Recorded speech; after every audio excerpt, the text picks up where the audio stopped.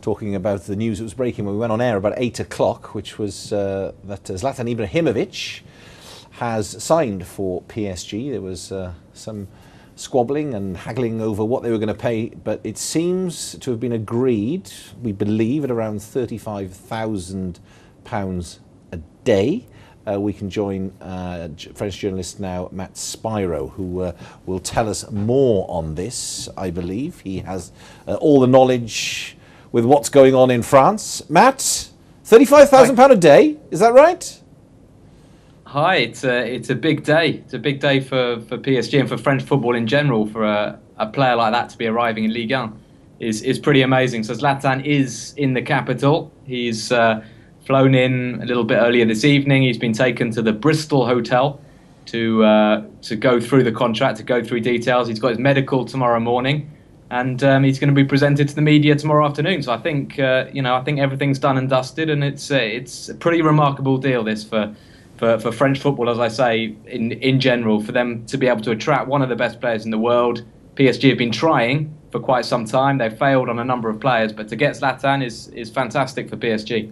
Matt, is this really a good move for French football, or is it just simply a good move for PSG? Because the gap now between them and you think the others is going to be so vast that it's not going to be maybe that entertaining for the rest of the fans. We'll see. I mean, I think above all, it's very exciting for French football, and I think if you ask players who play for other clubs, they're going to be thinking that they're excited to be playing against not just Zlatan, but what is becoming a very, very exciting football team. Of course, the issue is, are PSG going to walk the title this year and perhaps for several years to come?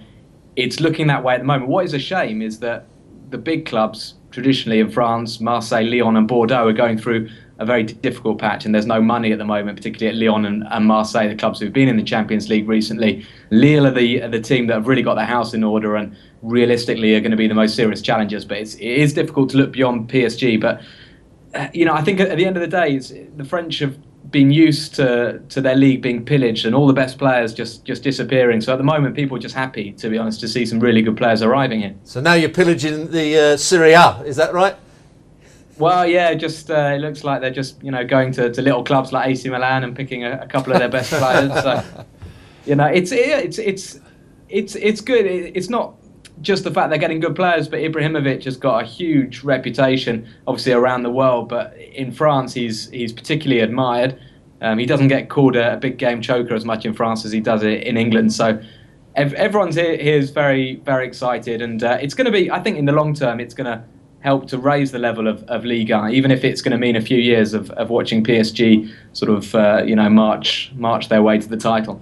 Well, look, they didn't win the title last season. I know it was still in development, but Ancelotti, he'd come in there. They still had some fantastic players. Leonardo was in place as director of football or whatever he is.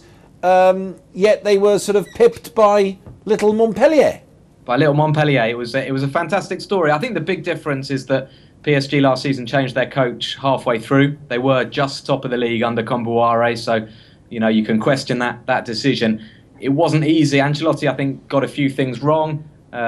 He took a while to find his system, but above all, Montpellier had a tremendous second half of the season. But I think starting from scratch now with Ancelotti's team actually going through the whole campaign, I think it's going to be very hard to look beyond them. And you look at the other clubs; they're not really strengthening. Even Lille, I said that they're perhaps the outsiders, but they've lost Eden Hazard.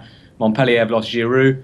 And Lyon and Marseille are most definitely going backwards. So they have to hope that PSG really concentrate on the Champions League, because that is as well the big ambition to get in there among the big boys. So does it need more outside investment for other clubs for it to be a league that's actually going to be worth watching, or is it if it's just one team that's going to be dominating, then how interesting does that get?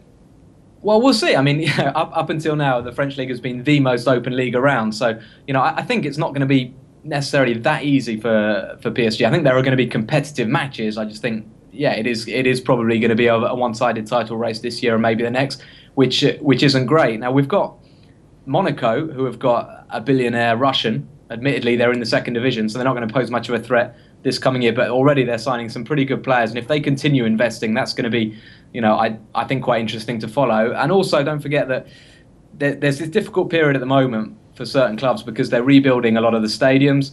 Marseille in particular, Lyon are hoping to move to their new stadium. France have got Euro 2016. And a lot of people have been saying, wait, there's going to be a couple of fallow years. And I think that's something that PSG are going to be able to benefit from. But I think come 2016 and maybe even a bit before that, the likes of Lyon and Marseille, maybe Monaco, will I think have stronger competitive sides. And what about the